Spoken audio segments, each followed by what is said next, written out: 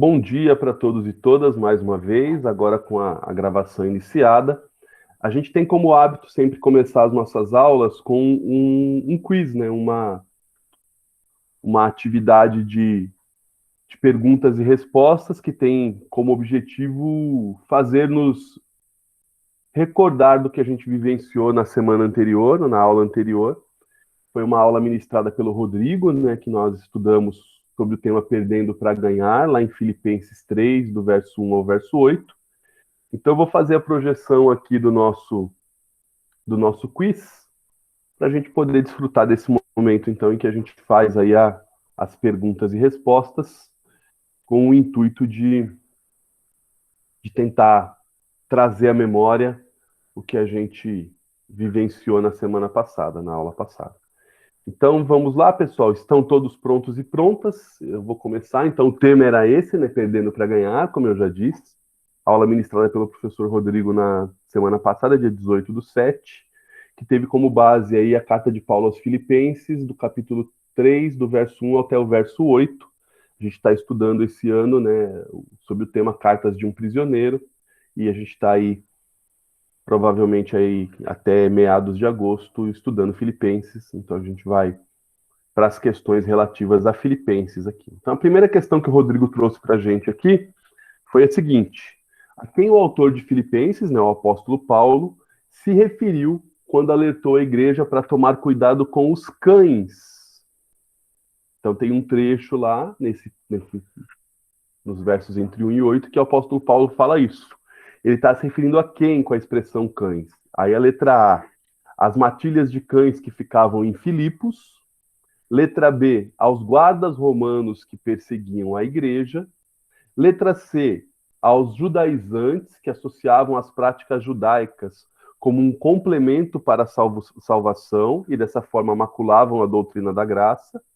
Ou, letra D, aos comerciantes que praticavam comércio dentro dos templos. Então, a quem Paulo se referia quando ele chamou aí uma galerinha aí de cães, de cachorros, valendo um galardão? A Ana fica me perguntando aqui, vocês pegaram agora a cola, né? Ela gritando, é selo! Colando, não pode, ó. Foi pra internet, amor, foi pra internet. Você tá aí perguntando pra mim, mas você sabe, você sabe. Vamos lá, pessoal. A Ana Lúcia respondeu, a Edilene respondeu, a Ana Lúcia ficou em dúvida, mas se era C ou se era D. Ela colocou C agora, C então. Então vamos lá. Ana Maria Moura colocou C também. Então vamos lá. Estão certas disso, né? Estão convictos e convictas de que é a letra C. Então vamos à resposta correta, valendo um galardão. Resposta correta é a letra C. Uma das heresias que existia no primeiro século eram de judeus que tinham aparentemente se convertido ao cristianismo e que exigiam de pessoas que não tinham esse histórico judaico, né, chamados de gentios, que ficavam exigindo a essas pessoas para que elas quisessem ser salvas, que além do sacrifício de Jesus, era necessário também o cumprimento da lei. E dentre essas várias solicitações que eles faziam, uma delas era a necessidade da circuncisão.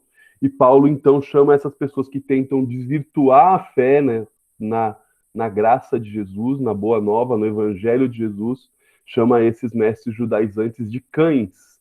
Lembrando que os cachorros, né, dentro do livro de Levítico, são animais considerados imundos, né, pelos judeus.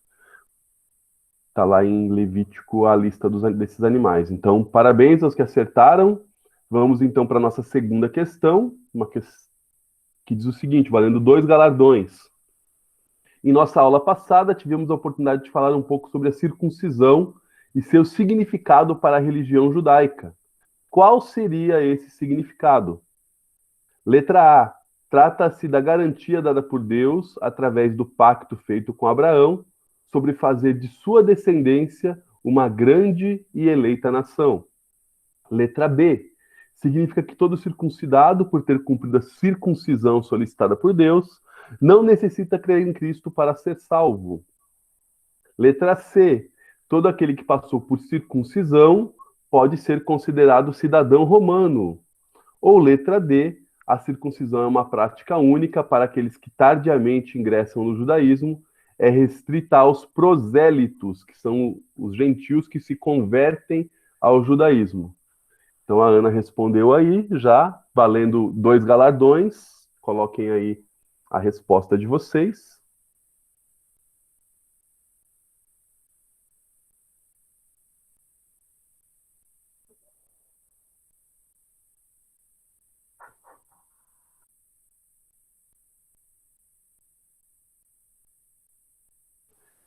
Vamos lá, mais alguém?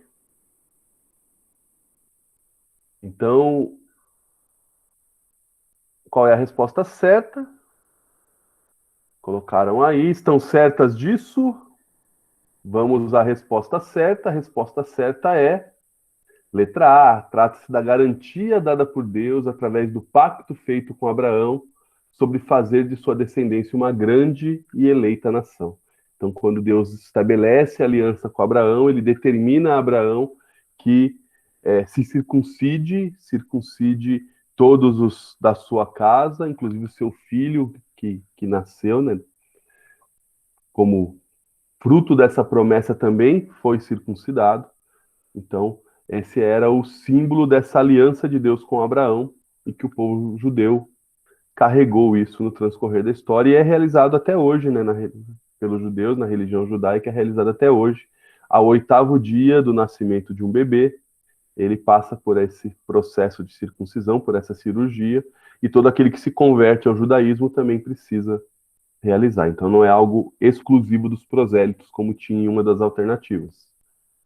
Vamos lá, terceira questão, valendo 3 galardões. No versículo 5 do capítulo 3, Paulo era considerado israelita por nascimento. O que caracteriza um israelita? Letra A, ser cidadão de Israel.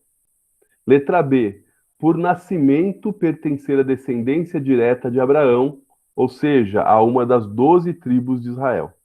Letra C, ser sócio do Clube Hebraica e receber tratamento médico no Hospital Israelita Albert Einstein. Ou letra D, estar unicamente ligado à tribo de Judá. O que é ser, no contexto aqui de Paulo, o que é ser israelita? Podem colocar suas respostas.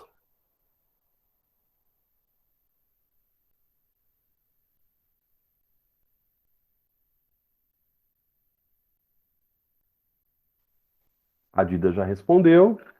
Mais alguém?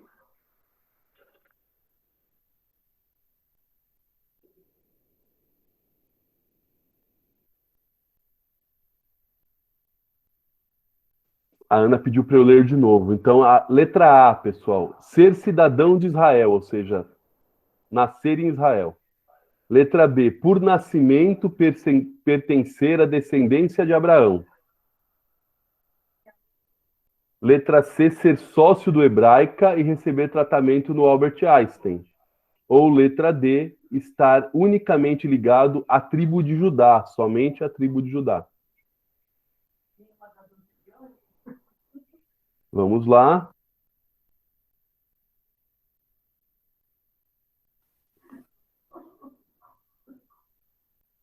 Vamos lá, recebemos aqui as respostas. Estão certos e certas disso, valendo aí 3 galardões. A resposta certa é letra B, por nascimento pertencer à descendência direta de Abraão, ou seja, a uma das 12 tribos de Israel. Paulo, o apóstolo Paulo, na verdade o nome dele é Saulo, né? Paulo é a versão romana do nome dele. O nome dele é Saulo, né? Saulo era da tribo de Benjamim.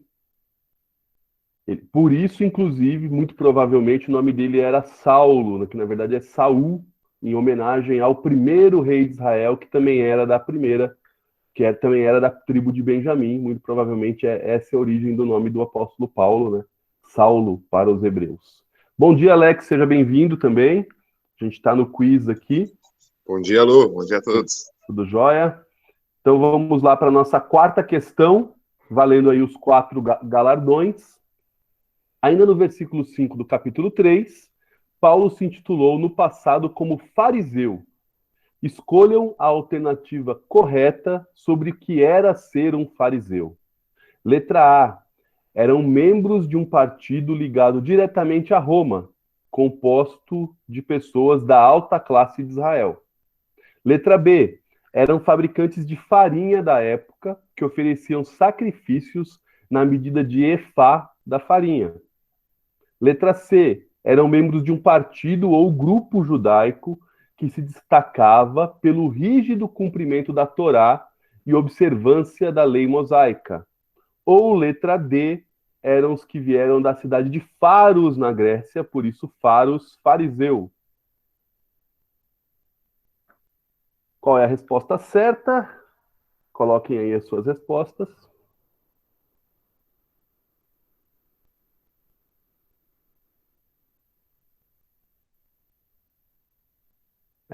Essa tá bem tranquilinha, hein?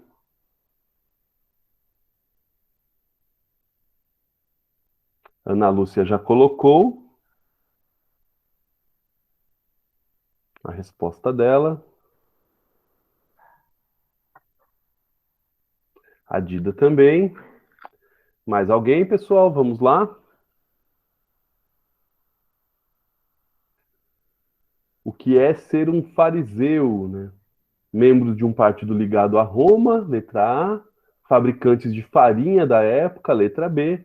Membros de um partido ou grupo judaico, letra C. Ou as pessoas que vieram da cidade de Faros, na Grécia, letra D. Algumas pessoas já responderam, estão certos e certas disso. Valendo então 4 galardões. A resposta certa é letra C. Eram membros de um partido ou grupo judaico que se destacava pelo rígido cumprimento da Torá e observância da lei observância da lei mosaica. Esses partidos dentro da religião judaica surgiram. E exatamente, Dida. Os saduceus eram outro. A Dida coloca assim: fariseus eram opositores dos saduceus, então, exatamente. Principalmente no que dizia respeito, a gente vai falar um pouquinho disso na aula de hoje, sobre a questão da crença na ressurreição. Os fariseus criam na ressurreição pós-morte, ou seja, que os nossos corpos seriam restaurados, né, que haveria vida pós-morte. Já os saduceus não acreditavam, né, na existência dessa vida pós-morte, não acreditavam na ressurreição do corpo. Então eles tinham oposição um com o outro, principalmente no que dizia respeito a esse sentido. Esses grupos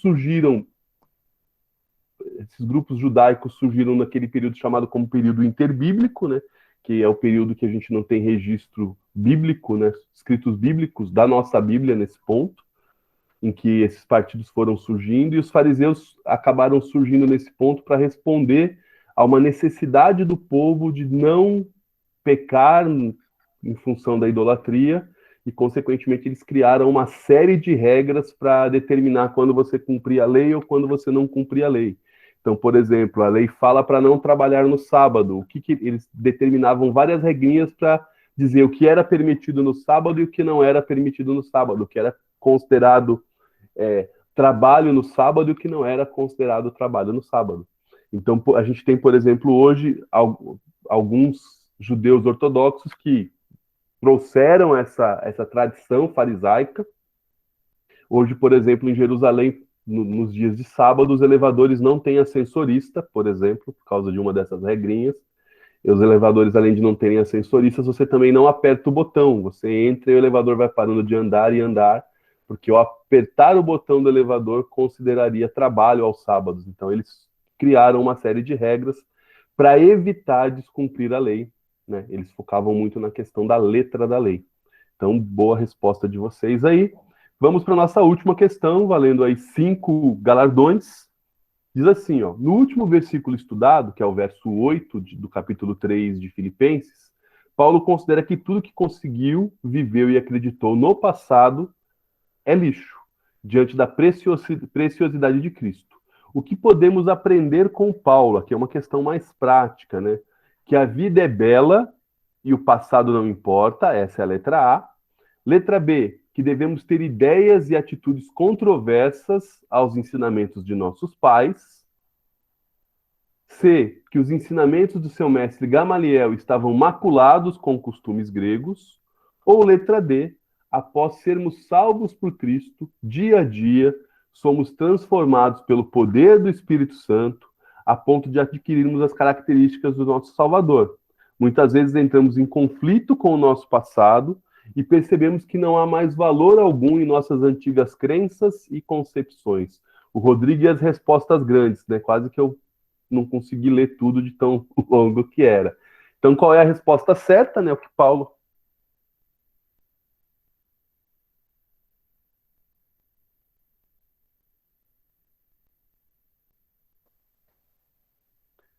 Ana e Dida responderam. Mais alguém, pessoal?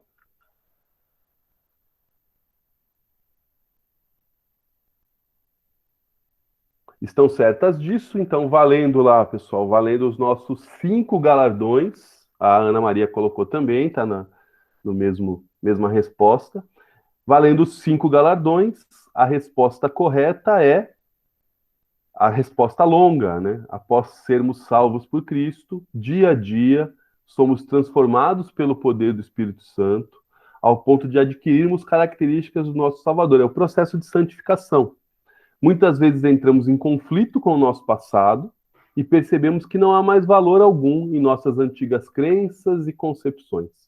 Então é assim que a gente terminou nossa aula passada e que a gente termina o quiz de...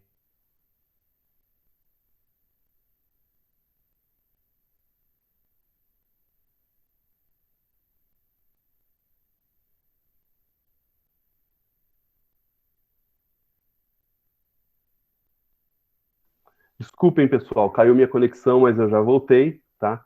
Então a gente encerrou a aula com essa reflexão sobre o verso 8 do capítulo 3 de Filipenses, na semana passada, e a gente então retoma o estudo de Filipenses neste mesmo ponto, né? Eu vou colocar para vocês aqui o slide da nossa aula de hoje, em que a gente vai refletir aí sobre, já que Paulo ele considera o passado dele como algo que ele não vai levar em conta, tudo que ele fez antes de conhecer a Cristo ele não vai levar em conta, que ambição que Paulo tinha, né? O que Paulo esperava da vida, qual era o grande alvo de Paulo. Então, o tema da nossa aula de hoje aí na nossa escola bíblica sobre cartas de um prisioneiro hoje é falarmos então a respeito dessa ambição de Paulo. A gente está aí num clima de Olimpíadas, né? Então, qual era a linha de chegada de Paulo? Essa vai ser a nossa conversa, essa vai ser a nossa reflexão. E aí, lendo, estudando e observando o que ele escreve aí de Filipenses, capítulo 3, né? Do verso 9 até o verso 16. Então, só para a gente rememorar, eu vou primeiro ler para vocês, né? Projetei para vocês e vou ler para vocês o, os 2 últimos versículos, que é a partir desse ponto de partida, né? Que a gente vai ter aí o nosso start, o nosso sinal da largada, para a gente conversar sobre essa ambição de Paulo, sobre esse objetivo, sobre esse alvo de Paulo. Então, Paulo termina assim os versos 7 e verso 8, né? Mas o que para mim era lucro, passei a considerar perda por causa de Cristo. Mais do que isso, considero tudo como perda comparado com a suprema grandeza do conhecimento de Cristo Jesus. Parênteses aqui, pessoal, guardem essa palavrinha conhecimento, nós vamos falar bastante dela na aula de hoje. Então ele fala assim: considero tudo perda comparado com a suprema grandeza do conhecimento de Cristo Jesus, meu Senhor, por cuja causa perdi todas as coisas. Eu as considero, o Rodrigo usou uma tradução que dizia lixo, tá? Mas na nova versão internacional está: eu as considero como esterco para poder ganhar a Cristo. Então é assim que Paulo fala, ele está aqui no caso abrindo mão de tudo que ele tinha, dos títulos, do currículo que ele tinha como religioso, como cidadão, e dizendo, ó, isso não vale nada, isso para mim é esterco, parece algo pesado, né? Talvez na igreja a gente nem pudesse falar isso na pregação, né? Isso é esterco, para poder ganhar a Cristo. Então, tudo que Paulo vivenciou antes de Cristo, ele está desconsiderando, E aí ele começa aqui no verso de número 9, tendo como base essa afirmação de que todo o resto é esterco para poder ganhar a Cristo. Ele começa a falar então da ambição dele, então eu vou ler do 9 ao 16 para vocês. Acompanhe aí nas Bíblias de vocês, se vocês puderem. Tá? Eu vou fazer a leitura na Nova Versão Internacional. Então ele diz no 8, né? Por causa disso, perdi todas as coisas, eu as considero como esterco para poder ganhar a Cristo. Aí no verso 9 ele diz, e ser encontrado nele, não tendo a minha própria justiça que procede da lei, mas a que vem mediante a fé em Cristo. A justiça que procede de Deus e se baseia na fé. Quero conhecer a Cristo, ao poder da sua ressurreição e à participação em seus sofrimentos, tornando-me como ele em sua morte, para de alguma forma alcançar a ressurreição dentre os mortos. Não que eu já tenha obtido tudo isso ou tenha sido aperfeiçoado, mas prossigo para alcançá-lo, pois para isso também fui alcançado por Cristo Jesus. Irmãos, não penso que eu mesmo já o tenha alcançado, mas uma coisa faço, esquecendo-me das coisas que ficaram para trás e avançando para que estão adiante, prossigo para o alvo, a fim de ganhar o prêmio do chamado celestial de Deus em Cristo Jesus. Todos nós que alcançamos a maturidade devemos ver as coisas dessa forma. E se em algum aspecto vocês pensam de modo diferente, isso também Deus lhes esclarecerá. Tão somente vivamos de acordo com o que alcançamos. Então, aí aqui é Paulo dizendo, relatando para a gente sobre o alvo dele, o objetivo dele, a ambição dele. Então, logo depois que ele escreve aqui, que ele desconsidera tudo que ele já viveu, tudo que ele tinha antes desse conhecimento de Cristo, do encontro dele com Cristo, ele afirma aí no verso 9 que o objetivo dele, a ambição dele, o desejo dele, o alvo dele é ser encontrado em Cristo. Ele diz no verso 9, ser encontrado nele. E aqui é interessante essa afirmação de Paulo, porque quando Paulo fala de ser encontrado nele, muito provavelmente Paulo está aqui fazendo uma alusão à justificação. Porque ele diz assim, que ele espera ser encontrado nele, não por meio das obras, não por meio da justiça que vem da lei, mas por meio da que vem mediante a fé em Cristo, da justiça que vem mediante a fé em Cristo, a justiça que procede de Deus e se baseia na fé. Quando Paulo está afirmando que ele quer ser encontrado em Jesus por meio da justiça de Jesus, o apóstolo Paulo está dizendo o seguinte, olha, antigamente, essa parte que eu considero lixo, que eu considero esterco, que eu estou desconsiderando, eu acreditava que seria justificado por meio da minha justiça própria, por meio das minhas atitudes, por meio do meu cumprimento da lei. Ou seja, existia lá na minha concepção, na concepção Paulo dizendo, né, na minha concepção anterior, que eu estou rejeitando, existia uma série de regras que se eu cumprisse essas regras, isso era a justiça de Deus, ou seja, eu seria considerado justo diante de Deus. Só que eu quero ser encontrado em Jesus, ou seja, eu quero ser encontrado justo, como Jesus, em Jesus. Só que essa justiça, para ser encontrado em Jesus, não pode ser uma justiça própria, uma justiça que vem de mim, do cumprimento de regras, mas é uma justiça que a gente recebe mediante a fé em Jesus. É a justiça do próprio Deus. Paulo, ele trabalha aqui com a gente, pessoal, uma concepção que talvez para nós cristãos protestantes, do ponto de vista conceitual, pareça algo óbvio. Em Cristo, não há mais necessidade do cumprimento da lei. Ou seja, reformulando, em Cristo, percebo que não é possível encontrar justiça e, consequentemente, justificação por meio da lei. A lei não serve para isso. Se eu tentar buscar justificação por meio da lei, eu vou falhar miseravelmente. Então, para ser encontrado em Jesus, a justiça é uma justiça que vem de Deus, mediante a fé. A fé em quem? A fé em Jesus Cristo. Ou seja, nós não somos, e Paulo também não, né? Paulo está dizendo, eu não sou, e isso se aplica a nós também. Nós não somos considerados justos diante de Deus por causa do que fazemos ou deixamos de fazer. Nós não somos considerados justos por causa das regras que a gente cumpre ou deixa de cumprir. Nós somos considerados justos mediante o sacrifício de Jesus na cruz do Calvário. Quando Jesus se entrega por nós, quando Jesus morre por mim e por você, Jesus está fazendo ali justiça de Deus. Porque o apóstolo Paulo mesmo diz em Romanos 8:28 que o salário do pecado é a morte. Ou seja, para que nós fôssemos justificados, seria necessário que nós morrêssemos sem que tivéssemos pecado.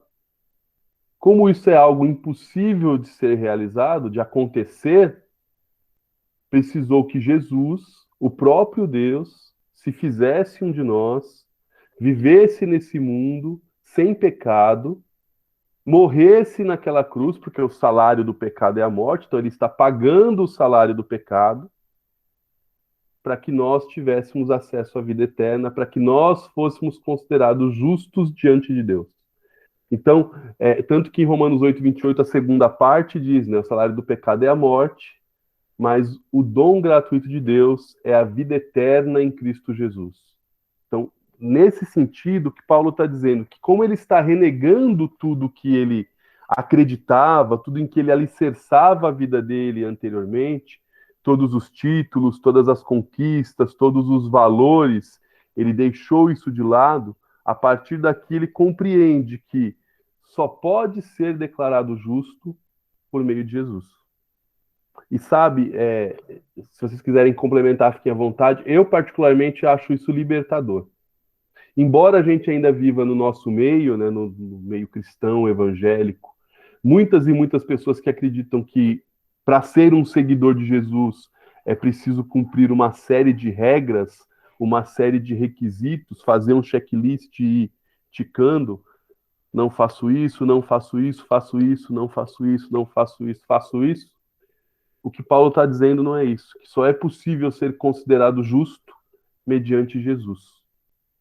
Saber disso é libertador, porque a justiça própria nos escraviza, faz mal a nós, que a gente coloca um peso sobre a gente por causa da justiça própria. A gente estabelece um padrão, um molde, uma imagem que normalmente é uma imagem nossa que a gente transfere para Deus, uma imagem de santidade, e que se a gente não cumprir essa imagem, a gente vai se sentir mal, a gente vai se sentir indigno, a gente vai se sentir não amado, e a gente cria essa imagem, e aí de duas uma com essa imagem. Ou a gente finge, já tive a palavra, Ana, ou a gente finge que cumpre e sofre por causa disso, porque sabe que não cumpre, ou a gente aliena e começa a colocar julgo sobre outras pessoas, querendo que elas cumpram o que a gente não cumpre. Que é exatamente o que os fariseus faziam no tempo de Jesus. Pode falar, Ana. Na verdade, ele já dava indícios disso no Antigo Testamento, quando ele fala que as nossas obras são como panos de imundícia. Só que eu não sei se as pessoas tinham condições de entender isso. Hoje eu acho que ainda não, né? Que a gente ainda tem essa tendência a querer fazer. Nós gostamos de mérito, né? Todo mundo gosta de mérito, eu acho que faz parte da natureza humana. Você fazer algo que você se sente merecedor.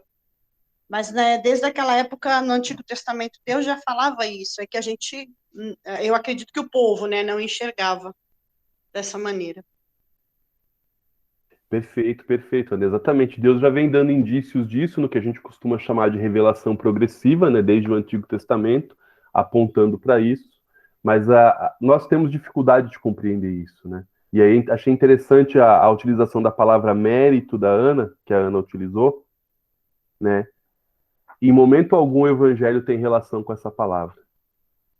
Jesus, em momento algum, usou essa palavra. E a gente vê isso sendo pregado em tantos lugares, né? Meritocracia, a pessoa precisa merecer para ter. Ah, se Deus tratasse a gente assim, né? Ó, vocês só vão ter o que vocês merecem. Ah, se Deus tratasse a gente assim. Graças a Deus que não, né? Graças a Ele que não. Meritocracia é diabólica para espiritualizar a expressão. Não tem nada de divina, não tem nada de evangelho. Isso que você falou da meritocracia me fez lembrar do diabo, né? O diabo ele se achava o cara, né? Ele deveria ter algumas características que, de repente, faziam com que ele se sentisse assim, muito inteligente, muito belo, muito próximo de Deus, e tudo isso fez com que ele se sentisse alguém importante, né? Alguém merecedor. E hoje a gente vive esse tempo, né? O tempo da meritocracia. E isso tem sido forte, inclusive, no meio dos cristãos. É um perigo, né? Que a gente pode, todo mundo aí, se tornar fariseu. Ou diabos, né? Pelo menos endiabrados, né? Digamos assim. É, e, é inte- e é interessante que na tentação de Jesus a gente percebe, inclusive, essa tentativa do diabo, né?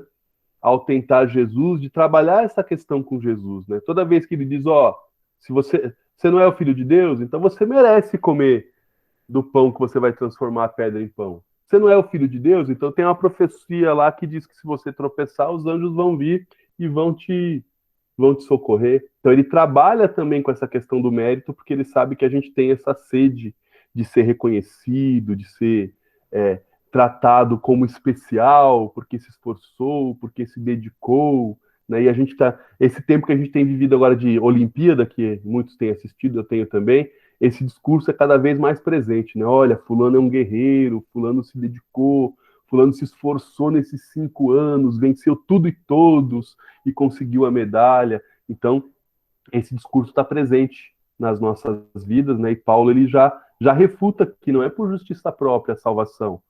Esse prêmio que a gente está buscando, a Estrela coloca um termo aqui muito interessante, pessoal. Olha só. Sou filho do dono da prata e do ouro, não posso passar dificuldade financeira. Eu sou filho de Deus. Então Deus tem que cuidar de mim, Deus tem que dar um jeito de resolver todos os meus problemas. Eu não aceito isso. É exatamente essa situação. Eu sou filho de Deus, então eu sou melhor que o outro.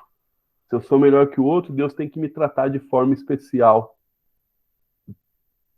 Então, são coisas que a gente vai percebendo que não tem, essas situações não tem dentro do Evangelho de Jesus, e Paulo deixa isso aqui evidente. Paulo deixa isso aqui escancarado para todo mundo. Ó, eu quero ser encontrado em Jesus, ou seja, eu quero ser considerado justo, mas eu não vou conseguir por mim. Isso é mediante a fé em Jesus Cristo. Isso é a justiça do próprio Deus, que se fez homem e morreu por nós. E aí no verso 10, o Paulo continua falando, e aí lembra que eu falei para vocês quando a gente lê o verso 8 e o verso 7, guardar a palavrinha conhecimento, tá? Ele diz assim no verso 10, o apóstolo Paulo, ó, quero conhecer a Cristo, quero conhecer a Cristo, ao poder da sua ressurreição e a participação em seus sofrimentos, tornando-me como ele em sua morte. Então ele diz assim, quero conhecer a Cristo, quero conhecer ao poder da sua ressurreição, quero conhecer a participação em seus sofrimentos, tornando-me como ele em sua morte. Aqui, pessoal, quando a gente fez a aula introdutória de Filipenses, a gente escreveu sobre alguns propósitos de Paulo na escrita dessa carta. O principal propósito era Paulo demonstrar gratidão pelos irmãos da cidade de Filipos, que colaboraram financeiramente ajudando no sustento do apóstolo Paulo, que estava preso. A gente só não sabe se estava preso em Éfeso ou em Roma, mas esses irmãos estavam colaborando com Paulo, tá? Ao ponto de mandar o Epafrodito, que era um membro da igreja local, um dos líderes da igreja local, correndo o risco na viagem de levar essas ofertas para Paulo. Mas tinha também outras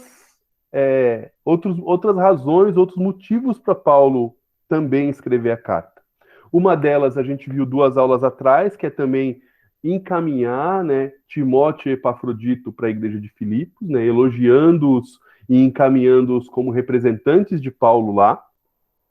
A gente falou 2 aulas atrás sobre isso. E uma outra também era o combate às heresias.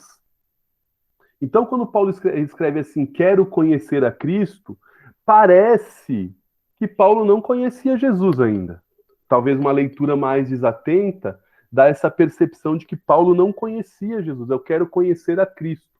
Como assim, Paulo? Você não encontrou com Jesus lá no caminho de Damasco? Em que você ficou cego e depois você foi atendido lá por um servo de Deus que curou a sua visão e você depois foi batizado. Você não conhece? Como assim você não conhece a Cristo? Você não conhece Jesus? Paulo, ele começa aqui, pessoal, já começou na aula passada, quando ele usa a expressão conhecimento nos versículos finais também, a falar, esse termo que ele utiliza, na verdade, né, é o termo gnose, né, que é o termo conhecimento em grego, tá? E Paulo, quando ele utiliza esse termo, ele está aqui tentando refutar, né, ele está refutando aqui algumas heresias que tinham na igreja primitiva. Nesse caso aqui que ele começa a tratar, são heresias de uma vertente da igreja do primeiro século, chamado de cristianismo gnóstico. Era talvez uma das principais, ou a principal heresia desse tempo, tá? Eu acho que, ao meu ver, a principal heresia desse tempo, desses primeiros anos da igreja cristã. O gnosticismo, ele dizia mais ou menos assim, ó, legal entregar a vida para Jesus, legal crer em Jesus, que ele ressuscitou dentre os mortos, mas isso não é suficiente. Você precisa buscar um conhecimento. E aqui conhecimento, nesse sentido, era um conhecimento místico. Ou seja, você precisa ler algumas coisas, você precisa aprender algumas coisas que só algumas pessoas vão ter acesso. Estou, claro, aqui explicando de maneira bem resumida, pessoal, porque a gente não tem tempo para tratar essa questão do gnosticismo de maneira completa e complexa. Talvez a gente pode, em algum momento na escola bíblica, ter um período aí de estudar as heresias do primeiro século e algumas, como eu posso falar, consequências delas no nosso tempo de hoje, que a gente poderia tratar de maneira mais profunda, mas de maneira resumida era isso. Algumas pessoas dentro do ambiente cristão diziam que, ó, a graça não é suficiente, a fé em Jesus não é suficiente, você precisa se aperfeiçoar, você precisa desenvolver o seu conhecimento, a sua gnose, ao ponto de alcançar o pleno conhecimento. E aí, quando você alcança o pleno conhecimento, você pode descansar, porque aí você chegou onde tinha que chegar, e você chegou na salvação. Então, de maneira geral, era isso que estava permeando não só a igreja lá em Filipos, mas várias igrejas naquela região, na Ásia Menor, ali, onde Paulo tinha pregado o evangelho. Era muito presente os judaizantes e também o gnosticismo. Então, Paulo começa a falar no verso 10 um pouquinho, que ele vai tratar, que parece algo meio estranho para a gente, é que Paulo está falando aqui, combatendo a essa crença, a essa vertente do cristianismo, a essa heresia que falava de que Jesus não era suficiente para a salvação, que era necessário aperfeiçoar e chegar a esse conhecimento profundo. É por isso que Paulo fala assim, ó, eu quero conhecer a Cristo. Só que o conhecer aqui que Paulo fala é um conhecer diferente do conhecimento dos gnósticos, né? Não é um conhecimento do estudo, não é um conhecimento de algo místico que alguém vai passar para você, né? Lembrem que, embora Paulo esteja escrevendo em grego, Paulo tem aqui uma mente hebraica. Paulo era fariseu, hebreu. Então, para os hebreus, a palavra conhecimento é uma outra palavra, a palavra yadá, que é a mesma palavra utilizada, por exemplo, eu já falei sobre isso em outras aulas, quando a gente vê lá em Gênesis, quando Adão e Eva têm relações e geram um filho. Diz lá, conheceu Adão a sua mulher e tiveram um filho. Então é um relacionamento íntimo, um relacionamento próximo, um relacionamento de convivência. Então o que Paulo está dizendo? Olha, eu quero conhecer a Cristo, mas esse conhecimento não é um conhecimento intelectual.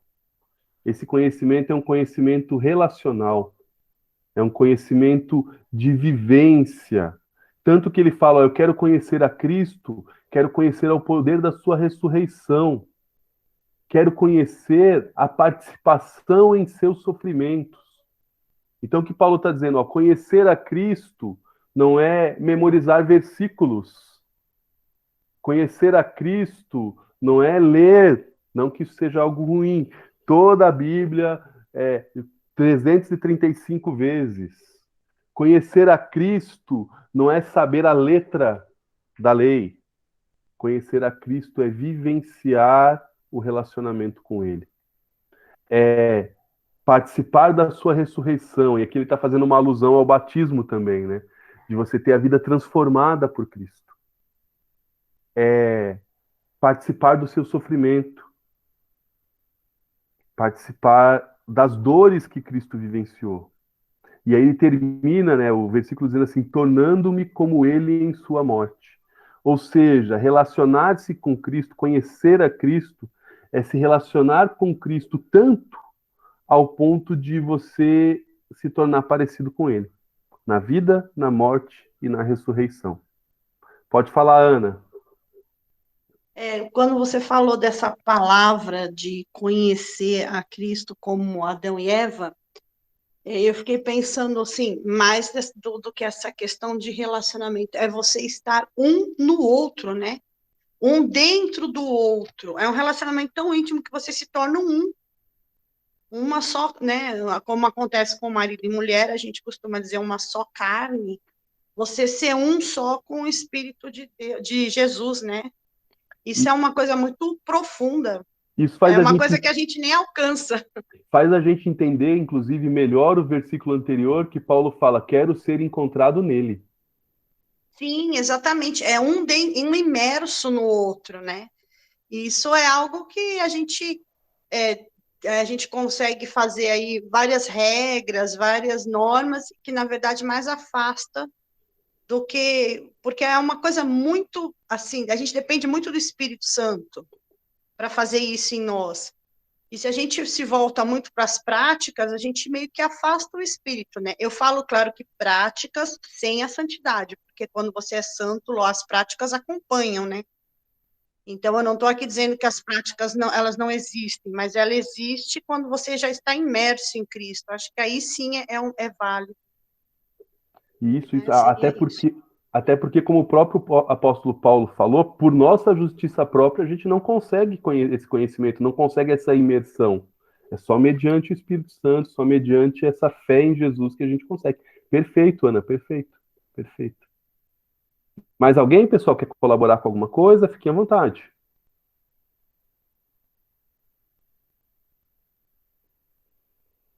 Se não, vamos lá. Aí aqui, pessoal, eu vou chegar num texto que vai gerar para a gente talvez alguns problemas aqui, tá?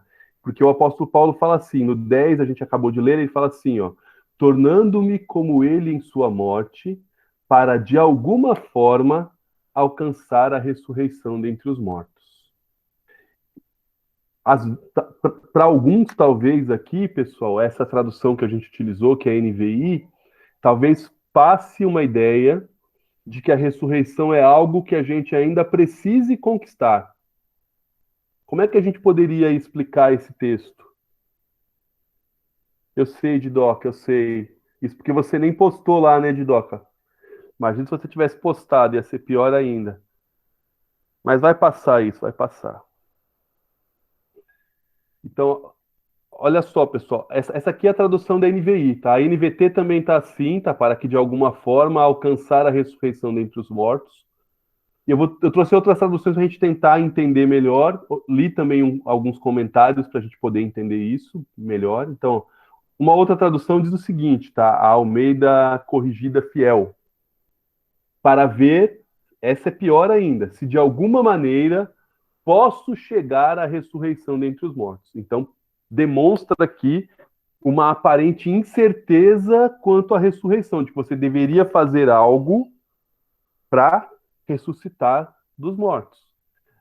Uma outra tradução possível para esse texto é a que está na nova tradução na linguagem de hoje, com a esperança de que eu mesmo seja ressuscitado da morte para a vida. Aqui já parece, né, melhorar um pouco, né, dizendo que a gente tem essa esperança da ressurreição, ou seja, não coloque em dúvida essa ressurreição, então já parece melhorar um pouco, tá?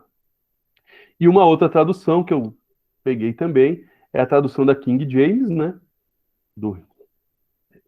Que diz o seguinte: com o propósito de, seja como for a ressurreição dentre os mortos, nela estar presente, correndo em direção ao alvo. Eu li alguns comentários, tá? E nos comentários que eu li, esse de alguma forma, os comentaristas dizem que talvez a melhor tradução aqui fosse de qualquer forma alcançar a ressurreição dentre os mortos, que é mais ou menos o que a King James tenta mostrar para gente. Do jeito que for, de algum modo, a gente vai alcançar a ressurreição dentre os mortos. Então não é algo que Paulo está colocando em dúvida, mas é algo que ele crê que vai acontecer, tá? Mas que não é porque vai acontecer que ele vai simplesmente descansar e viver de qualquer jeito. Por isso que ele quer conhecer cada vez mais a Cristo, quer se aprofundar cada vez mais nessa relação, quer participar do sofrimento de Cristo, quer se tornar parecido com Cristo, inclusive na morte de Cristo. Então não é que a ressurreição é algo que se põe em dúvida, mas é algo que está lá no futuro, e eu não posso simplesmente sentar aqui e esperar o futuro. Eu preciso continuar desenvolvendo, amadurecendo a minha vida cristã, o meu conhecimento de Jesus, o meu relacionamento com Jesus. É o que Paulo afirma aqui. Mas alguém, pessoal, quer acrescentar algo? Então, esse é o verso 11. E aí, Paulo continua. E aí, aqui é interessante, pessoal. Aqui fica legal, mais legal ainda, porque Paulo ele começa a usar agora algumas expressões voltadas para a concepção do atletismo lá, principalmente na Grécia, né? Do atletismo, das Olimpíadas, que a gente está vivenciando hoje na era moderna, né? Coincidentemente começou aí na semana que passou, né? Hoje já é segunda, domingo, então na semana que passou aí, quarta-feira, começou as Olimpíadas, e Paulo começa a utilizar algumas expressões de lá. Então no verso 12 ele fala assim, ó: não que eu já tenha conquistado tudo isso, ou obtido tudo isso, ou tenha sido aperfeiçoado. Olha lá, de novo ele questionando a questão do aperfeiçoamento que os gnósticos diziam. Mas prossigo para alcançá-lo. Prossigo para o alvo, em algumas traduções. Pois para isso também fui alcançado por Cristo Jesus.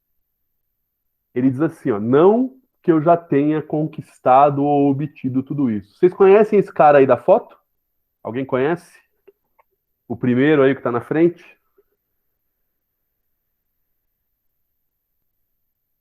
A Ana falou que é o famosão. Alguém lembra o nome do famosão? Isso, é que a Ana não ligou o microfone. Ela falou assim: esse é o Usain Bolt. Tá? Esse moço bonitão aqui na frente, ele tem só 8 medalhas de ouro nas Olimpíadas. Ele ganhou 3 vezes seguidas a prova mais veloz das Olimpíadas, que são os 100 metros rasos. Tem o recorde mundial da prova com 9 segundos e 53. E aqui ele está correndo na prova dele, pensando numa prova dele que é de curta duração, né? Menos de 10 segundos a prova termina. Ele está correndo a prova não terminou ainda, mas ele já está ali sorrindo para alcançar, porque ele sabe que vai ganhar a prova, então ele já está sorrindo. É garantida a vitória dele e ele está sorrindo. Então o que Paulo está dizendo aqui para a gente é mais ou menos o que está acontecendo com o Usain Bolt aí. Ó. Paulo está dizendo assim, ó: eu não ganhei nada ainda. Por mais que a ressurreição esteja prometida, por mais que a salvação é certa, eu ainda não conquistei isso, a caminhada, a corrida ainda não terminou. Então ele diz assim, ó: não que eu tenha conquistado, eu não estou aqui me gabando porque eu conquistei nada, a ressurreição, a glorificação, nem que eu já fui totalmente aperfeiçoado, nem que eu estou perfeito, nem que eu estou pronto. Não estou dizendo isso, mas eu estou prosseguindo, porque foi para isso que eu fui alcançado para Jesus, para ser transformado à imagem dele, para me tornar como ele. Então é para isso. Então eu sigo caminhando, eu não paro para sorrir para a foto. Eu não fico contando vantagem do que eu já consegui. Eu continuo no meu objetivo, na minha ambição de ser como Cristo. Então eu continuo desse jeito. Se o Bolt Se o Bolt parar aqui, ó, ele não parou aqui, ele só correndo deu um sorrisinho para foto, diminuiu um pouquinho, mas deu um sorrisinho para foto.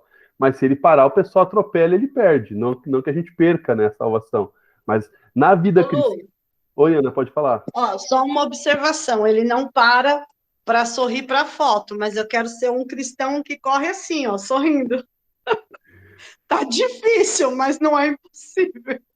É difícil porque é dolorido, né? Dói. Mas assim, o que é interessante, né? Por que que o Bolt sorri? Porque ele tem certeza. Por que que ele está sorrindo aqui? Porque ele tem certeza da vitória. Porque ele tem certeza que vai alcançar o objetivo dele. Por isso que a vida do cristão, a Ana usou a metáfora aqui, né? De correr dessa forma, a caminhada cristã, ela é uma caminhada, apesar das dores, uma caminhada que a gente pode sorrir. Porque embora a corrida não tenha terminado, a vitória é certa. Ah, Luciano, mas tá difícil, tá difícil. E quando eu terminar, meu irmão e minha irmã, não é aqui a linha de chegada. Então, e melhor ainda, né? Uma coisa que é interessante com relação ao Bolt, desculpa eu entrar, eu gosto bastante de esportes, e eu veio uma coisa na minha cabeça, vou dar uma viajada. O Bolt sempre foi péssimo nas largadas.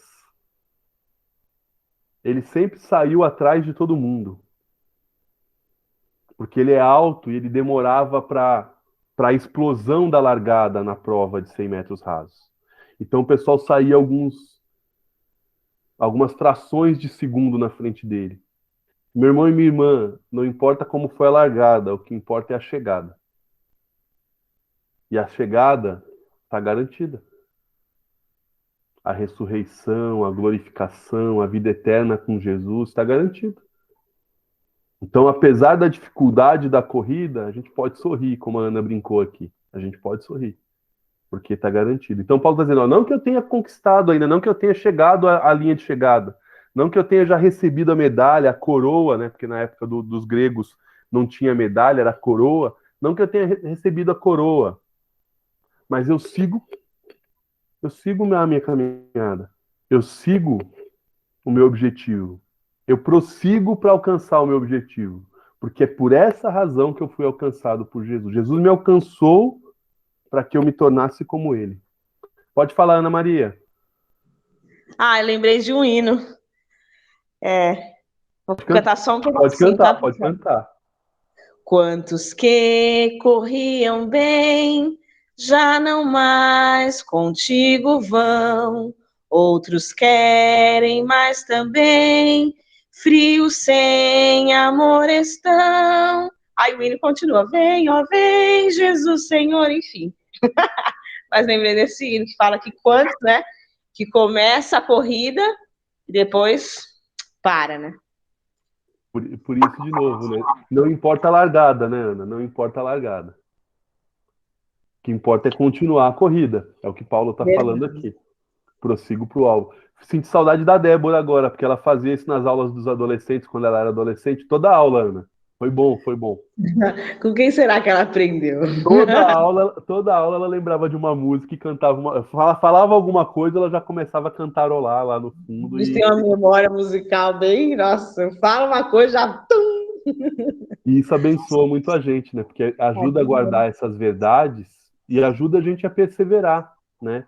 E aí, diferentemente do que acontece com o Bolt, a caminhada cristã, a corrida cristã, ela não é uma corrida curta. Ela não é uma prova de 100 metros rasos, ela é uma maratona.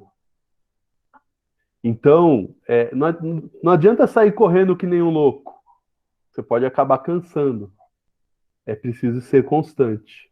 Ah, mas eu dei uma tropeçada e caí. Levanta, porque a prova é longa. Pode levantar e continuar a caminhada. Deus estende a mão, a gente segue a caminhada. É meio Iron Man, né? Iron Man são 100 quilômetros, né, Alex? São acho que três modalidades, né? Corrida, nado e escalada, bicicleta. Bicicleta, é triatlo, né? Acontece no Havaí, Ironman. A Estrela colocou aqui, acho que deve ser algum tipo de ditado, né? Devagar também é pressa. A ditado baiano ela colocou, ó, da cultura da Bahia lá. Devagar também é pressa. Devagar é melhor do que estar parado, né? Devagar é melhor do que estar parado. Estar devagar. Então, perfeito, Estela. O importante é não parar. É terminar a corrida. E é o que o Paulo está dizendo aqui, ó. Eu não ganhei nada ainda. Não estou com a medalha no pescoço ainda. Mas eu sei que ela é certa. E como ela é certa, eu continuo a minha prova. Eu continuo correndo. Eu continuo seguindo o meu alvo. Eu continuo buscando. Isso é lindo. É essa questão do prosseguir apesar das circunstâncias. Isso mesmo, Dida. Muito legal. E aí ele continua, né? E aqui, pessoal, uma coisa que achei muito interessante que o Paulo fala aqui, ele retoma aquele assunto de rejeitar o que está para trás, mas aqui ele está falando, inclusive, do que aconteceu na vida cristã dele, nessa caminhada, nessa corrida, né? Ele está dizendo assim, ó, verso 13, né? Ele coloca assim, ó. Irmãos, não penso que eu mesmo já tenha alcançado, mas uma coisa faço, esqueço, vou avançando de acordo com o que está adiante, tá? Aí deixa eu ver aqui, ele coloca assim, ó. Não penso que eu mesmo já tenha alcançado, mas uma coisa faço, esquecendo-me das coisas que ficaram para trás e avançando para as que estão adiante. Que Paulo está dizendo, olha, eu sigo a minha corrida, mas eu não fico olhando para o retrovisor. Eu não fico olhando para o passado. Eu não fico olhando para trás. Porque olhar para trás, pessoal, pode trazer para a gente dois sentimentos. Tá? Quando eu olho para situações negativas da minha caminhada cristã, os meus pecados, às vezes que eu tropecei, as minhas tristezas, as minhas decepções, as minhas frustrações. Quando eu olho principalmente para os meus pecados, né, quando eu olho para trás e vejo os meus pecados, o quão imperfeito eu sou, fico olhando para trás, isso é olhar para o que é negativo da caminhada, isso acaba trazendo para mim um sentimento de culpa, que atrapalha o meu prosseguimento na prova que eu estou correndo, que é a corrida cristã, que é a caminhada cristã. Porque a culpa começa a trazer para a gente sentimentos de que a gente não é digno, de que Deus não vai nos perdoar, de que o que a gente fez é imperdoável, de que eu não sou tão amado assim por Deus. E isso atrapalha o nosso amadurecimento, o nosso desenvolvimento. Tá atrás, Deus perdoou, perdoado está, eu olho para frente. Tá? Eu estava assistindo essa madrugada a prova de skate que o Kelvin ganhou a medalha de prata, um brasileiro ganhou a medalha de prata. Mas me chamou a atenção o rapaz que ganhou a medalha de ouro, que é um japonês. Tá? Acho que de 20 anos o menino. E a prova era composta assim: você dava 2 voltas na pista, de 45 segundos. Depois você tinha 5 tentativas de tentar uma manobra, sozinho. E aí, dessas 7 notas, as 2 menores notas eram descartadas, as 3 menores notas eram descartadas, somava-se as notas e quem tivesse mais notas passava. Esse japonês, ele caiu algumas vezes durante as 2 primeiras voltas, que tinham lá 45 segundos. E teve notas não muito altas. E aí eu achei interessante um comentarista falando, ó, ele é um dos favoritos da prova, ele não pode ficar olhando para os erros dele. Porque se ele ficar olhando para os erros dele lá atrás, ficar se culpando pelo que ele errou, ele não vai conseguir, não vai ter segurança para seguir, não vai ter segurança para fazer as manobras e conseguir o objetivo dele, que é uma medalha. E é interessante que esse menino fez exatamente isso. Ele tinha notas ruins nas 2 primeiras provas, e quando ele foi fazendo as manobras que ele precisava fazer para as notas, ele conseguiu as notas mais altas. E isso só foi possível porque ele deixou para trás o que estava no passado. Fala, Alex, manda ver. Olô, muito interessante até a imagem que você utilizou do retrovisor.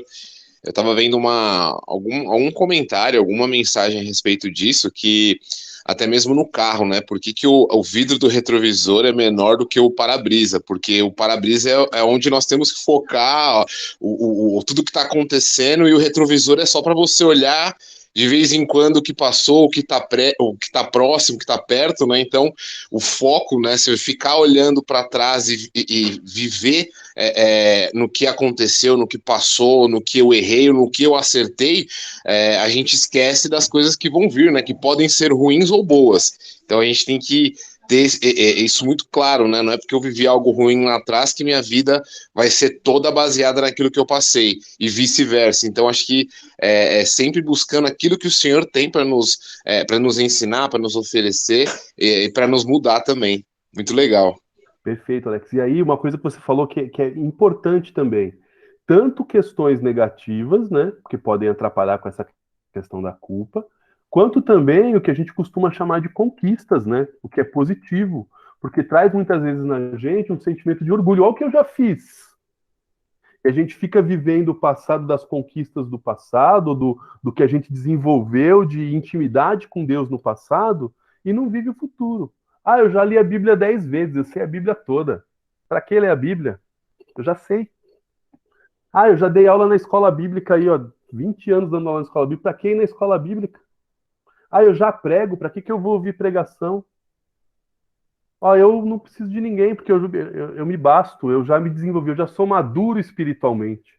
Então, ficar olhando para o que passou, no sentido de, ó, ficar me vangloriando também atrapalha. Então, Paulo fala, ó, o que passou, tá? Se eu chorei ou se eu sorri, né? Como diz a música do Roberto Carlos, do diácono Roberto Carlos, né? Se eu chorei ou se sofri, se chorei ou se sorri, o importante é que emoções eu vivi, passou. Passou. Eu preciso continuar a caminhada. Se eu parar, eu não chego na linha de chegada. Eu não chego na linha de chegada. Eu preciso continuar. Ficar olhando para trás com esse olhar ou de culpa ou de orgulho só vai atrapalhar. Só vai impedir que eu chegue no tempo ou no estado correto na linha de chegada. Vai tornar mais duro essa caminhada, mais difícil essa prova. Então Paulo fala, ó, estou esquecendo do que está lá atrás e vou avançar para o que está na frente. Eu tô de olho na linha de chegada. Eu estou olhando lá, ó. Eu estou aqui pensando na São Silvestre, eu estou aqui na Brigadeiro, olhando lá na Brigadeiro, mas já vislumbrando a Paulista lá em cima. Ah, mas não vou olhar para trás e falar assim, olha quanto eu já subi. Como eu sou bom, subi tudo isso da Brigadeiro. Nem vou olhar para trás e falar assim, puxa, subi tanto, estou cansado, né? Não, eu estou olhando para a Avenida Paulista, eu estou olhando para a linha de chegada. Fala, amor. Essa reflexão, Lu, ela chega a ser até terapêutica para o tempo que a gente está vivendo, né? Muitas vezes eu me pego pensando no tempo que esses anos, praticamente 2 anos perdidos da pandemia, emprego, sonhos frustrados, tanta coisa que a gente perdeu, mas eu penso assim, se a gente está aqui, o negócio é olhar para frente e ver as possibilidades depois disso, né? Tentar tirar o máximo aí do que a gente aprendeu e tentar, a palavra de Deus, ela cura mesmo, né? Porque a gente precisa ter essa visão. Muitas pessoas estão deprimidas porque realmente foi um tempo, ainda está sendo, né, um tempo difícil de viver, mas é olhar para frente. Nós temos um alvo, né, nos tornarmos parecido com Cristo, então a gente não pode parar. Apesar de toda essa luta, apesar dos sonhos, eu penso nos nossos jovens que ficaram parados aqui em casa, minhas filhas, isso sempre me deixa triste. Mas não é motivo para parar. O negócio é continuar, né? E a palavra de Deus nos ajuda, nos anima nesse sentido também. Amém, amém, é verdade. É verdade. Vamos lá, pessoal, caminhando aqui na sequência aí da nossa prova. Paulo fala, então, prossigo para o alvo. E aqui, provavelmente, Paulo está fazendo uma alusão a uma coisa que o Rodrigo já tratou, né? O alvo é a salvação, mas essa questão da salvação, né? A salvação, embora ela seja algo que a gente já tem, a gente precisa desenvolvê-la. A gente falou isso 3 aulas atrás, que é aquele processo que o Rodrigo apresentou para a gente, né? Que começa na conversão, mas que passa pela santificação, pela perseverança, ou seja, de continuar nessa prova, continuar caminhando, de glorificação que vai acontecer naquele grande dia, né? Para aí sim a gente ter receber a medalha da salvação, receber, como Jesus fala muito no livro do Apocalipse, né? Eu vos darei a coroa da vida. Então é uma prova que está garantida a medalha lá no final, mas não terminou a prova ainda. A gente precisa continuar prosseguindo para o alvo, a gente precisa continuar caminhando, a gente precisa continuar se aperfeiçoando à semelhança de Cristo.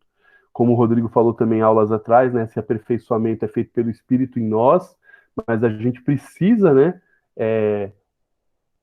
A gente precisa permitir que o Espírito faça isso, que o Espírito Santo faça isso.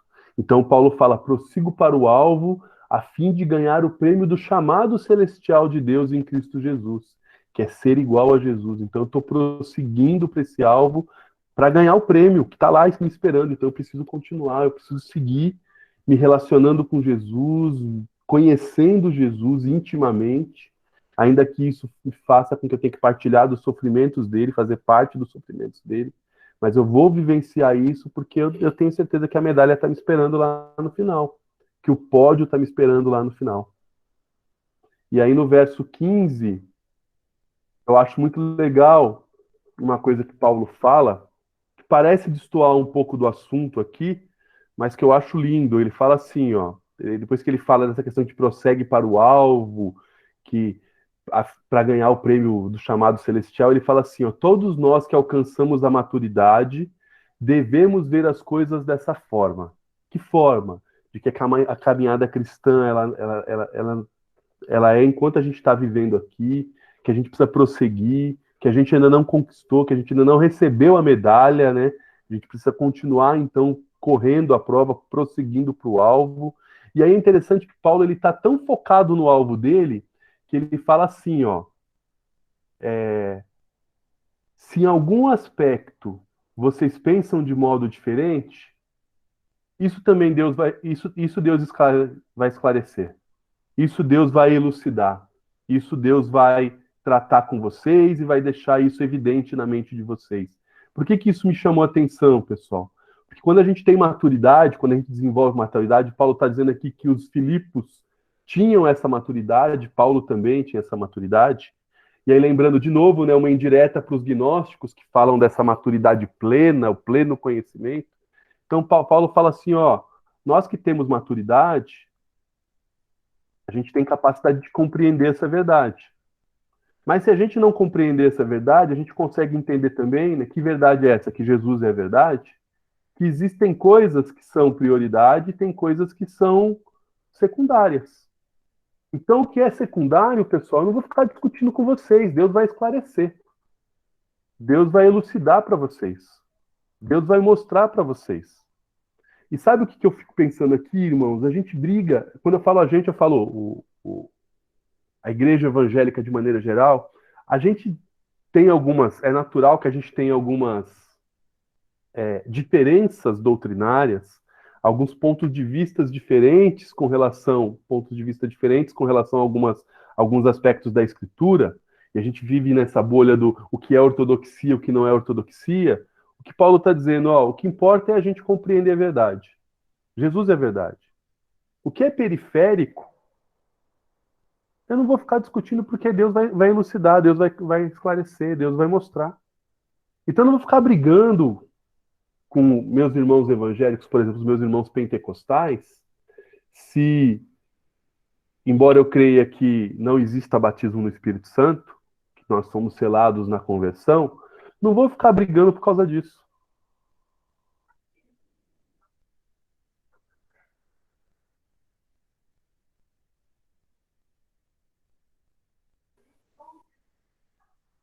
Então, eu não vou ficar brigando por causa disso. Isso é secundário. Isso é menos importante. Ah, os meus irmãos presbiterianos que acreditam piamente no calvinismo, na predestinação, que Deus escolheu quem vai para o céu e quem vai para o inferno, não sei se eu concordo ou se eu discordo, ou os presbiterianos porque batizam crianças, eu vou ficar discutindo isso. Eles creem que Jesus é Senhor e Salvador, que a salvação é por meio da graça, que a salvação é só por meio de Jesus. O resto Deus vai elucidar, Deus vai esclarecer. Ah, o irmão que acha que tem que usar roupa assim ou roupa assado, isso é secundário, isso é periférico. Não posso deixar com que essas coisas que são periféricas desviem o meu olhar do meu alvo, que é Jesus, que é a verdade. Então, Paulo, ele aqui dá uma desencanada. Ele fala, ó, quem é maduro deveria ver as coisas dessa forma. Essa é a minha opinião, Paulo está dizendo aqui. Mas se vocês pensam de modo diferente, Deus vai esclarecer, Deus vai elucidar. Então eu descanso. Não vamos nem conversar sobre isso. Eu descanso. Porque eu estou aqui focado no meu alvo. Eu quero ser parecido com Jesus. Esse é o meu alvo. Jesus é o Senhor da minha vida, Jesus é o meu Salvador. Ele morreu na cruz por mim, para me lavar dos meus pecados, para me dar livre acesso a Deus. E é isso o que importa. Ah, mas e o resto, Luciano? Que dia que eu tenho que ir para a igreja? Domingo, sábado, quarta? Eu não sei. Eu acho que é domingo, mas eu estou seguindo aqui, olhando para Jesus. Você quer ir no sábado? Deus vai elucidar para você se é no sábado, se é no domingo. Deus vai elucidar se é na quarta. Eu estou seguindo aqui, ó. Então, isso eu acho fantástico de Paulo, essa capacidade, é claro que é capacitado pelo Espírito, né? Essa compreensão do que é realmente importante, do que realmente é o nosso alvo, buscar ser semelhante a Jesus. Eu quero ter intimidade com Jesus ao ponto de olharem para mim e falarem assim, é você ou é Jesus? Eu costumava brincar com os adolescentes quando dava aula para eles, que quando a gente anda muito com alguém, a gente fica parecido com a pessoa. A gente fala parecido, a gente se veste parecido. E quanto mais a gente andar com Jesus, mais parecido a gente vai ser com Jesus. Quem tem filho adolescente entende isso, né?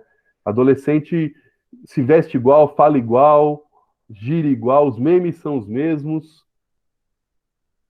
Quero andar com Jesus para acontecer isso também. As pessoas falarem assim, oh, você é igualzinho fulano. Você é igualzinho fulano, você é igualzinho Jesus. É isso que eu quero. Paulo está dizendo, é isso que eu quero. Quero ser igualzinho a Jesus. E aí o que tiver aí de diferença e que não seja prioritário, que não seja contra Jesus é Senhor e Salvador, salvação só por meio de Jesus, o resto é periférico. Vamos embora, Deus vai elucidar. Vamos seguir a caminhada. No caminho, Deus vai elucidar. Igual os irmãos lá do caminho de Emaús, né? Estão caminhando lá, o cara falando com eles, não sabiam que era Jesus, o cara falando com eles, a gente não está entendendo, mas vamos seguir no caminho. Tem que chegar lá no lugar para pousar e tal. E aí, quando chegou no lugar, entendeu. Quando chegar no lugar, quando chegar no lá e além, a gente vai ter tudo isso claro. Não vamos ficar brigando por causa disso agora. Isso é lindo demais. Pessoal, quiserem falar qualquer coisa, fiquem à vontade, tá? Eu estou indo para o último versículo que a gente vai estudar hoje. E aí é um versículo que dá um nó na cabeça da gente, né? Porque fala assim o verso 16, ó. Tão somente vivamos de acordo com o que já alcançamos. E aqui, por que dá um nó na cabeça da gente? No verso 13, Paulo não falou que era para esquecer o que passou? Ó, esquece a culpa, não esquece o orgulho, não fica aí se vangloriando do que já passou. Segue a caminhada, mas Paulo fala no sentido de esquecer do que passou para você não parar no passado. Mas Paulo, a gente precisa entender que a gente parte para essa nossa caminhada, a gente segue nessa caminhada a partir do presente, ou seja, o que a gente construiu faz parte do que a gente vivenciou. Eu não tenho que me orgulhar disso, nem tenho que me culpar por causa disso. Mas o meu ponto de partida não é mais a minha conversão. Eu já estou no meio da caminhada, já tô na prova, já está rolando a prova. Eu não posso ficar só indo lá para a linha de chegada. Eu preciso saber, olha, eu estou aqui, eu preciso seguir, eu preciso saber o que Deus precisa mudar em mim, clamar o Espírito Santo para que faça, eu preciso continuar a partir do ponto que eu estou. Então, embora a gente não possa ficar olhando para o retrovisor, como o Alex usou aqui a expressão, eu preciso saber, opa, eu não posso cair nos mesmos erros que eu caí no passado. Os meus pecados precisam ser outros. As minhas dúvidas precisam ser outras. O meu desenvolvimento precisa ser a partir de algo que já foi construído. Não é do zero a vida. Eu até, quando eu estava no começo da aula conversando com a Ana, a Débora e a irmã Zilda estão lá em Caculé, lá com o Genésio e a Eliane, que foram membros da nossa igreja, estão cuidando da primeira igreja batista de Caculé, que Deus os abençoe lá. E eu lembro como se fosse hoje de uma pregação do irmão Genésio, em que ele disse assim, a gente precisa tomar cuidado, porque a gente fica romantizando essa questão de voltar ao primeiro amor, como se voltar ao primeiro amor fosse algo que eu preciso voltar a ser como eu era quando eu me converti. É só o amor que eu tinha a Deus e aos outros quando eu me converti. Eu não preciso ser imaturo como eu era quando eu me converti. Eu não preciso ter as minhas falsas crenças que eu tinha quando eu me converti, que foram destruídas durante o processo da minha caminhada cristã. É só o amor, meu irmão. Você não tem que voltar para os erros que você cometia na sua conversão, para a falta de entendimento que você tinha quando você se converteu. É só o amor. Você amadureceu, ou seja, você não está pronto ainda. Paulo fala que nem ele está, que dirá eu. Você não está pronto ainda, ele dizia na pregação genérica. Você não está pronto ainda, mas alguma coisa já foi feita. Então você precisa partir daqui em diante, seguir daqui em diante, não voltar para os mesmos erros, para a mesma fé mal fundamentada, mal alicerçada. Então a gente não vai voltar para essas coisas. Então, isso que Paulo está dizendo para a gente aqui. Vou viver de acordo com a maturidade que eu tenho hoje, buscando desenvolver essa minha maturidade cristã no relacionamento com Jesus. Já tem coisas que eu já resolvi, e eu preciso desenvolver mais. Já tem coisas que eu já desenvolvi, e tem outras coisas para eu desenvolver. E isso é o lindo, porque essa caminhada que a gente faz, né, desse desenvolvimento da maturidade, o lindo de tudo isso é que não é uma prova individual, é uma prova coletiva. Não é uma corrida que você faz sozinho, é uma corrida que a gente faz uns com os outros. Então, nesse processo de viver de acordo com o que já alcançamos, olha que interessante que Paulo coloca, não que eu já alcancei, então somente viverei de acordo com o que já alcancei, mas vivamos nós de acordo com o que já alcançamos. Porque a gente se ajuda nesse processo de amadurecimento, nesse processo de conhecimento de Jesus, que é uma tarefa para cada um, mas que não é para ser feito sozinho, mas que não é para ser feito na solidão, é para ser feito em comunidade. Vivamos de acordo com o que já alcançamos. Então, o que eu alcancei pode te abençoar e te ajudar a alcançar também, do ponto de vista do desenvolvimento da maturidade cristã. O que você alcançou e compartilha comigo vai me ajudar a desenvolver aspectos que eu não alcancei. Então, embora a corrida pareça ser algo individual, e num certo ponto é de cada um, mas ela não é de cada um para ser vivenciada sozinha, é para ser vivenciada coletivamente. É para ser vivenciada em comunidade, para a gente viver juntos, para que nós juntos vivamos de acordo com o que a gente já alcançou, juntos também. E aí, para fechar, pessoal, rapidinho, para a gente concluir aqui, algumas lições aí que Paulo traz para a gente, só para a gente recapitular e fechar a aula, tá? Primeira delas, conhecer a Jesus não é religião, conhecer a Jesus não é seguir regras, conhecer a Jesus é ter intimidade com ele. É experimentar, conviver com Jesus. É se debruçar na palavra dele, é vida de oração, é partilhar do pão com outras pessoas, porque a gente convive com Jesus quando a gente convive com outro. Jesus não fala assim, ó, as pessoas vão perguntar para Jesus, mas quando é que nós tivemos com fome? Quando é que nós tivemos com sede? Toda vez que vocês fizeram a esses pequeninos, vocês fizeram a mim. Se relacionar com Jesus é se relacionar com o outro também. Então, é importante ter intimidade com Jesus, é mais do que decorar versículos, do que ter doutrinas bíblicas memorizadas, né? É ter intimidade com Jesus. Outra lição importante, a ressurreição, a glorificação, sermos iguais a Jesus, esse é o nosso alvo. Sermos iguais a Jesus ressurreto, esse é o nosso alvo. E a gente não pode se desviar desse alvo. Vão acontecer situações na nossa vida cristã que vão fazer com que a gente perca tempo. Acontece. Mas a gente não pode tirar o olhar desse alvo. Não pode ficar olhando para trás, não pode ficar olhando para o lado. A gente tem que olhar para o alvo. A gente tem que olhar, eu quero ser como Jesus, eu quero ser como Jesus, eu quero ser como Jesus. Esse é o meu alvo. Essa é a minha ambição. Era a ambição de Paulo, essa é a minha ambição. A gente precisa continuar correndo. Na vida cristã não se pode parar. Precisa continuar se desenvolvendo. A gente pode ser que a gente caia às vezes, mas a gente precisa levantar e seguir. O pastor Genivaldo falava, inclusive, ó, eu lembrando de pregações antigas, é nostalgia. O pastor Genivaldo falou numa pregação, falava várias vezes nas pregações dele o seguinte: a vida cristã é como andar de bicicleta. Você para de pedalar, você cai. Se você para de correr, você cai. Então continue pedalando, continue correndo, porque a vida cristã é assim, a gente segue. Ah, mas eu tropecei e caí. Levanta, segue. Alguém vai estender a mão, Jesus vai estender a mão por meio de alguém, levanta e segue.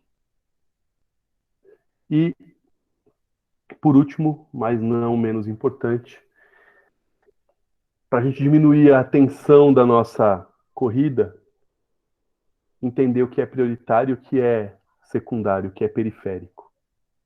Jesus é prioritário. Prioridade é sermos iguais a Jesus. Jesus é o Salvador, Jesus é o Senhor. O resto é periférico. Ah, eu discordo, amém, mas vamos seguir a caminhada, meu irmão, vem comigo. Ah, mas a gente discorda disso aqui, eu votei em fulano, você votou em ciclano. Ah, eu penso assim, ah, eu penso assado, eu preferia que a igreja fosse dessa cor, eu prefiro que a igreja seja daquela, eu acho que o culto tem que ser esse dia e esse horário por causa do futebol, eu acho que tem que ser esse porque não tem que se importar com o futebol. Meu irmão, vamos caminhando. A gente vai conversando na caminhada.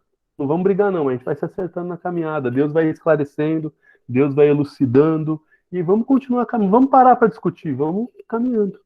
E Deus vai elucidar, vamos caminhando. Então, esse é o que queria mostrar para vocês na aula de hoje. Né? Eu falei demais, me perdoem. Né? Vocês falaram um pouco, eu acabei falando demais. E aí, na semana que vem, pessoal, a gente vai falar sobre o corpo ressurreto, né? Sobre o corpo. Esse é o tema da próxima aula. A gente vai continuar aí nesse capítulo 3, né? A partir do verso 17. A gente vai começar a estudar, vai até o 21, essa conversa nossa aí sobre o corpo. Né? Então, obrigado para todo mundo que esteve presente, para quem ouviu, para quem falou, para quem participou. Eu estou agora, então, encerrando a gravação, e ao terminar a gravação, só peço que você fique mais um pouquinho, só para a gente fazer a oração final, para a gente poder agradecer a Deus pela aula, pedir direção pro resto do dia, inclusive para o nosso culto de hoje. Então,